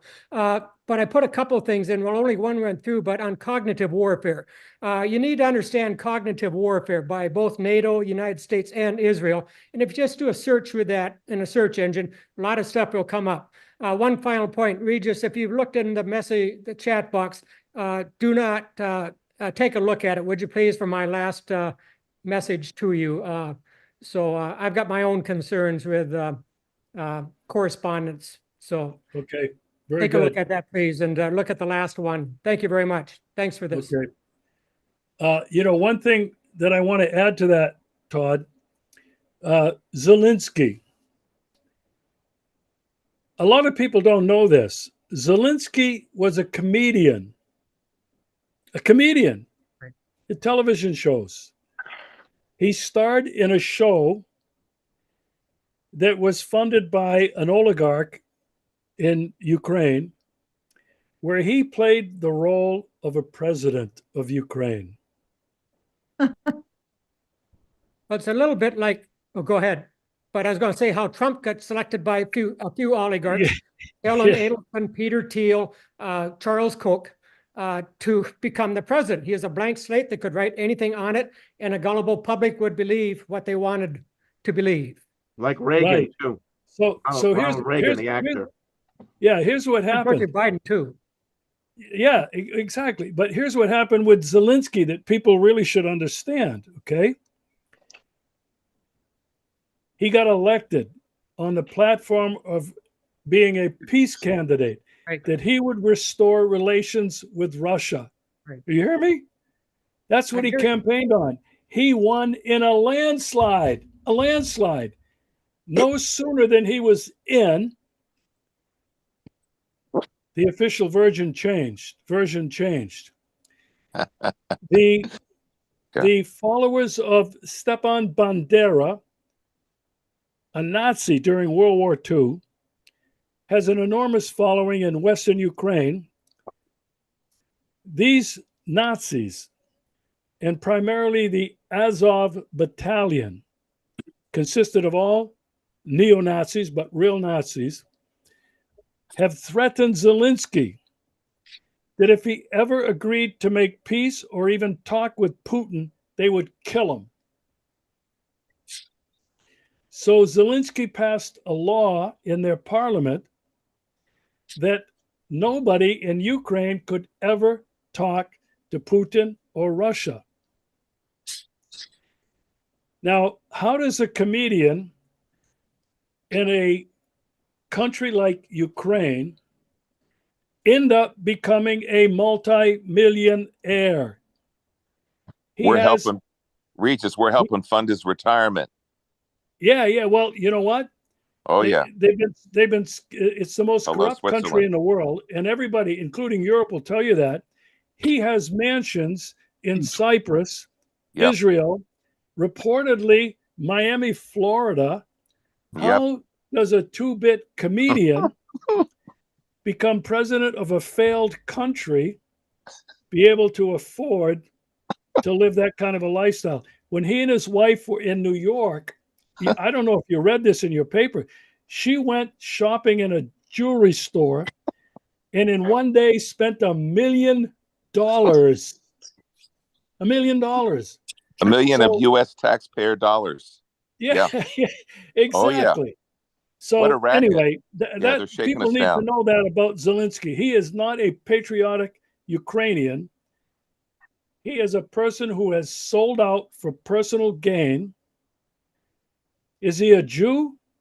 Certainly not a Jewish Judaism Jew. He's a Jew by name and by birth only. He is not practicing Judaism whatsoever. He has become Zionist controlled. He's a Nazi, pure and simple. He's a neo-Nazi. Anyway, somebody else has their hand up there. He has. Hey, I'll get to you next. Hey. AA has his hand up and he hasn't asked a question yet. Can I go? Go ahead. Okay, so all right, so I'm only 36 years old, so I know a lot, about history, like from the Cold War, World War II. I read a lot of history. I can tell you every single airplane in the world, from Mag-Douglas to F-25, F-14, Tomcat. So like I'm very passionate when it comes to history and military. So what I have seen is it seemed like the baby boomers has actually felt us. With all due respect, it's not like I'm trying to go into a sense of offense to you guys. If you can give me 2 seconds to understand, my frustrations, and that's up to each one of you guys because there was so many opportunity, that you guys y'all generations, should take over and and do certain things that could prevent this world that we're living right now. But instead of, review the past and figure out how we get there, you guys instead of just get distracted and debating what is going on. So when we're talking about Russia and Ukraine, we all know NATO start the offense, and now we got Finland in NATO, the Turks, we have a little problem with the Turks, but the most crucial, the most important thing right now is the fact is the Saudis and the Persians now are friends right under y'all people nose, right under the boomers' nose. And those are very important question that my generation going to have to debate the next 50 years. So on my perspective, I feel like we all can debate about Ukraine and Russia. We almost have a World War III and all this stuff. What's the outcome is America will lose because we have China. It's too late right now. We have a very powerful China. We have a Russia that can pretty well much stronger, have much powerful weapon that they have during the Cold War. And it seemed like no, this generation or this politics system that the boomers, we into, we can't breathe, man. There's no oxygen for us to make any move because you guys didn't actually do what y'all guys supposed to do from construction, foundation, and all that. We all do respect, but that's my question to you guys. Thank you. Yeah, thank you for the comment. I think we're living in very interesting times, but very difficult times. I think because of the power struggle that's going on today, and primarily between the United States, China, Russia, Iran, India, Pakistan, all nuclear armed countries, well, except for Iran. We don't know that. This is a very dangerous time. I am more concerned today about a nuclear conflict, not because some Dr. Strangelove in Washington or Moscow or France or UK or India would push the button, but because of an accident, because of the very close contact between US and NATO forces all around Russia's border, all gaming an attack on Russia. The chance of a mistake by somebody misreading a radar screen, misreading the entry of a Russian F-16 that is nuclear capable, entering Russian territory by mistake, could this trigger the response that is really unthinkable? That's my concern. With the tension and the lack of trust that exists everywhere, I think the potential for a nuclear Armageddon is something everybody should be thinking about when they want to put an end to this madness, to this United States domination and hegemony around the world. Because of what's happening now, AA mentioned World War III, another war. My goodness, I can only hope and pray that saner heads, more adults in the room will make the decisions. That's a big concern for me. And not the last thing, I am much concerned, regardless of the situation in the Middle East, when you're talking about a nuclear mistake, because the Middle East right now is more dangerous than the border between Finland, NATO, and Russia. and I felt like this show be the end of the tensions, because we've been having those situations with the Soviet Union before during the Cold War. The radars going off, and we play this cat and mouse. But the Middle East situation, it's a whole different situations, And by anytime, anything can pop up. And we somehow right in the middle. The Middle East is very dangerous than the Russians. Like when we have the Saudis and the Persians are working together, are on the same page, and the Turks, they're all making the same politic or the same diplomacy.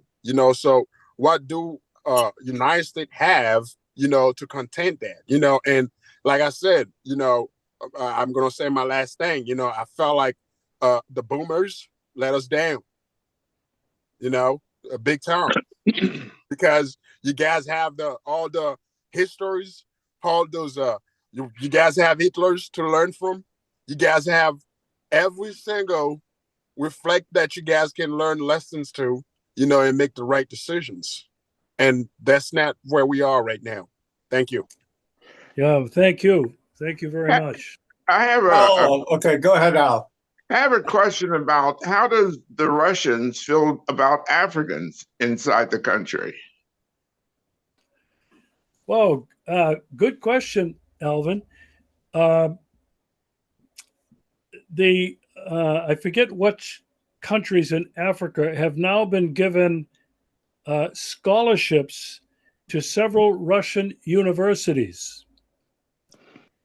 And I just read recently this week that in several African countries, the Russian language is now being taught. Now, when you flip the coin, for decades and decades, English has been taught in the Soviet Union and in Russia. The children start in the 4th grade all the way through high school, and some continue in university. Chinese is now being taught in Russian schools, some Russian schools. I think when you look at these, you see where the world is going, Alvin. Russia has been, like China, investing in Africa, not to colonize it, to help develop it so that everybody prospers. Russia has just recently sent, I don't know how many tons of grain free to some African countries. They will send more, including fertilizer. And so I think that when I mentioned before, Russia has turned east and south. The south primarily looks like Africa, parts of South America. Russia and China are moving quickly to establish good relationships, bilateral relationships with these countries. I think it's a very, very good sign, but it's also very threatening to the colonial powers of Europe and the United States.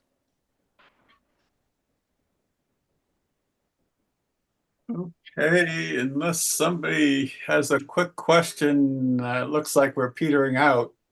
I would ask anybody who wants to get on Community Church's mailing list, you can send a request to info@comchurch.org and get on our mailing list, especially the people on YouTube that are just discovering us. And if I may, before we finish, I don't know who all is watching, but if anybody would like to get in direct contact with me, my email is trem, TREM, REGI, Regis Tremblay, Trem Reggie, @gmail.com. And you can go to my YouTube channel at Alfredo Baldick. And if you go there, please subscribe and like the videos that you see. This really helps people like me to get a much larger audience and move up in the search engines. So tremreggie@gmail.com and Alfredo Baldic. I'm also on Telegram. If any of you have Telegram, I'm Global Conversations on Telegram channel. Joni, is that you? Joan Livingston, is that you? Charlie. Yes, go ahead. I was just saying to Charlie last night, I couldn't wait to see you again. He reminded me you would not be in this particular GPS. This whole Zoom thing where you feel a sense of intimacy, it's hard to believe you're really far away. But I'm also still mad I didn't come with you. Listen, Joni, I'm sending you the biggest hug and lots of love. I miss you. Same here. I'm so glad to see you, really. I didn't really want to interrupt an important talk to just be something personal, but we've got a long relationship and you don't mind, right? Yes, I do. So glad you could join us every time this is not your first time. Well, you look great. And I'm so happy to see you. And I'm happy to see my friend Todd Pierce. We connected in Russia, actually. And I don't know who else is online, but I just want to thank everybody for listening. And those of you who commented, thank you so much. Those of you who didn't, I'm grateful to you for hanging in there with us. Regis, what was your email again? TREMREGI.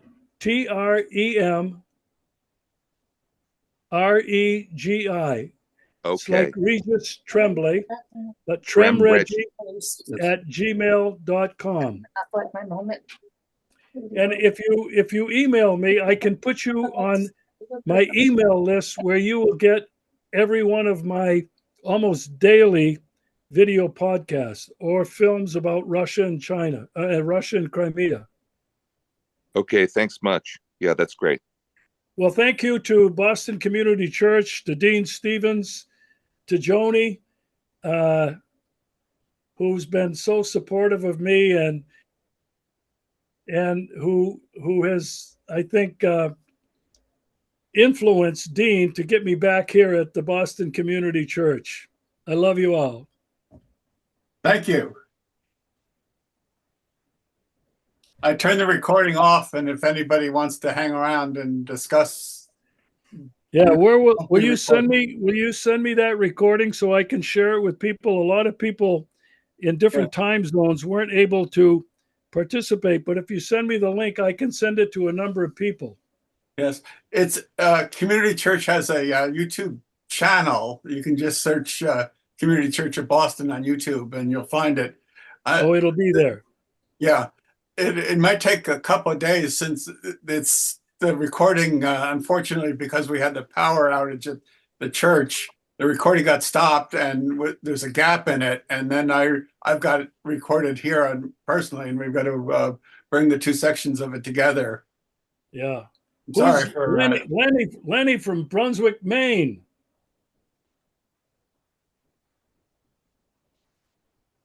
Good to see you. Are you in the library there?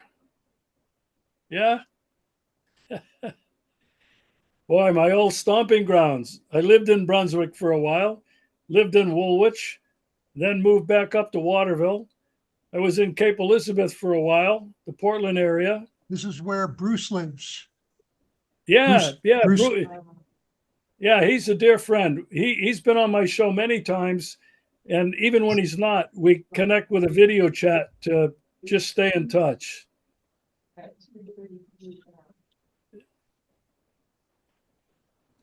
Anybody else want to say hello?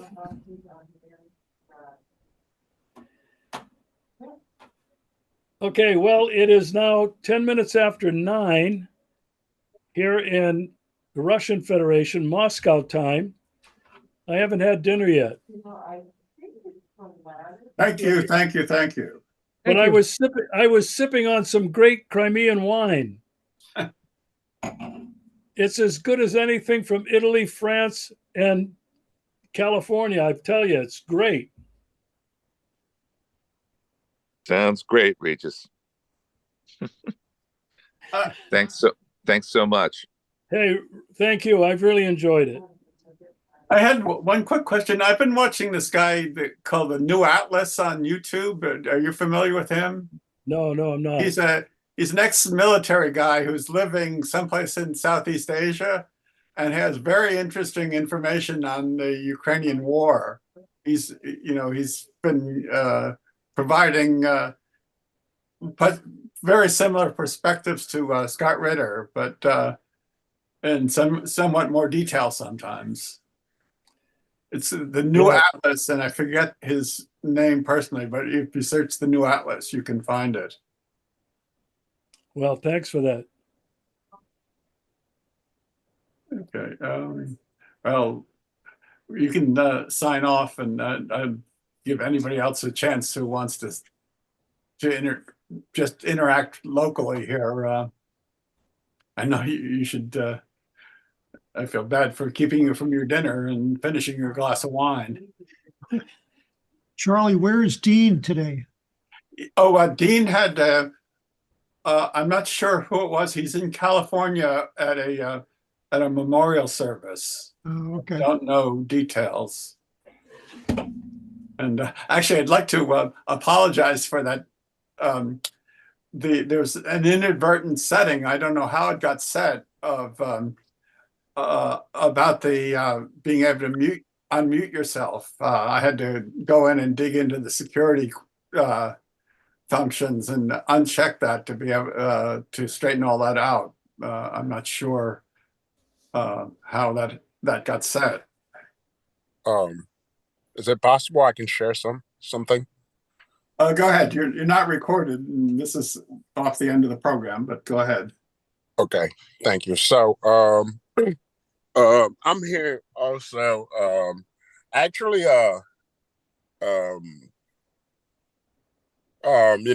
have something that I will personally show you guys. And it's very important. And this is something about social services. And jobs. So basically, it's just something that I would love to personally, show you guys. Something, that you guys thought was impossible, but it's possible. And it's a very serious thing. I believe like if I'm 36 years old, if I go through it, and I felt like you guys should be able to see it, because everybody are concerned regardless of that. So,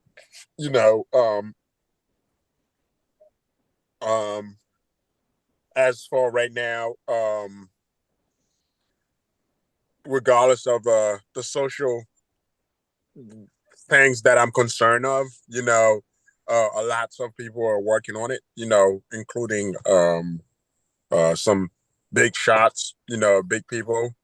But I felt like, it's actually my duty to actually report to the lower media, and you guys should be able to be concerned or see what is going on. So this is my goal. So I don't know, I don't know how it's because I live in Wood Island, so I don't have any problem to drive up there. I used to live in Medford, so I don't know if I could actually have an opportunity to come and meet you guys someday, so I can actually, bring you guys some paper, some file and stuff, like this, so, but I do, I have something that will really, really, exciting you guys. You guys will be very much excited about it. Yeah. Community church is, most programs are dual. They're on Zoom, and there's a small audience at the church, so that you're more than welcome to come to that. The numbers. Did you guys have one today? Yes, except that the power went out at the church, and we. But normally every Sunday it's both live at community church and on Zoom. And there's various other programs. If you want to get on our mailing list, there's other programs going on too. I did subscribe to the website. I do get mailing from community Boston churches, but it's just like, if I can get a chance to actually speak to the leader, and be able to bring a couple files, certain things, that I felt like you guys should know about, is very important, because everybody are involved, everybody are in it. So even for you guys also. So I felt like, it's the right thing to do, because this is very important. This is very, very, very important. Okay. You probably, with your permission, Charlie, I'm going to sign off. Okay. It's been a real pleasure. I've enjoyed it so much. Thanks to everybody that tuned in. And, we're all working for a peaceful world where justice and honesty prevail. I salute you all. Thank you. And good night, and enjoy your dinner. So you probably want to, Community Church's number is on their website. I don't have it right on the tip of my tongue, but if you want to call there and ask for Dean Stevens, he'd probably be the person who's the best person to talk to. He leads the program committee, and I'd invite you to call first if you it might be easier to coordinate things instead of just making a trip up here. I think things would might work out better if you did that. Yeah, from I can give you little tips, like, from what I understand, it's something that have to do with MK Ultra, and some, there's actually they got caught, regardless of MK Ultra, and Yes. the proof is in the pudding. Mm-hmm. And so basically, what they doing is, everywhere that person go, like, they lie to him, and they tell people to run away as soon as possible, because the experiment is still going on. So Yeah. this is the hard truth. It's this is MK Ultra, and this is why I believe the Church of Boston should be aware of this nasty thing is still going on here in America. And I feel like everybody's just sitting in and living life and not knowing what's going on, and so much knowledge, that could be sharing, and help you too, and everybody else. But instead, everybody kept running away, so this is not America. We've been to World War I, World War II, Civil War, Cold War. And for this America or Americans to run away from MK Ultra, it's shock. It's very shocking. Where this can happen, and everybody want to run away from you. That's all I want to say. Okay. We look forward to hearing you. I have actually got to cut off the program. I've got to go down to Community Church and figure out what's going on with the power before we call an electrician. Well, sure, you have a nice day. So if you guys are serious, let me know. But the proof is in the pudding. It's right there in my face. Thank you. Okay. So with that, I'm going to cut it off. Thank you for attending, and the recording might take a few more days than normal to get on, but what we have recorded will be available soon.